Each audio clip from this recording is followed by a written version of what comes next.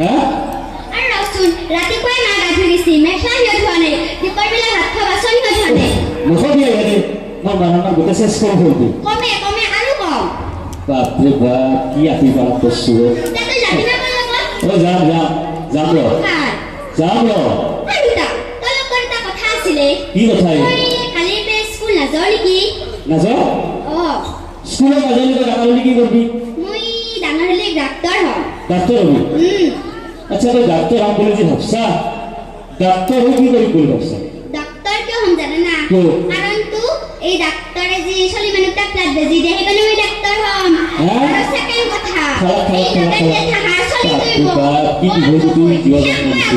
Blood বেজি দি হা অ বাপৰে বাপ খালা এইবাৰ মোৰ জিঅ কি বিহুৰ গুটি জিঅ কেনে কথা কৈ দেখছ না আৰু আচ্ছা স্কুলত যি নাযাওঁ বুলি কৈছা কিহৰ কাৰণে নাযাওঁ বুলি কৈছা স্কুলত তই নাযাওঁ জানা না কিয়? আমাৰ যে অসমীয়া ছাৰ অ। অসমীয়া ছাৰে কিবা যোন মাৰ কথাই সুধি থাকে ক্লাছ চাছ নকৰে হলি মায়ে কথা সুধি থাকে অ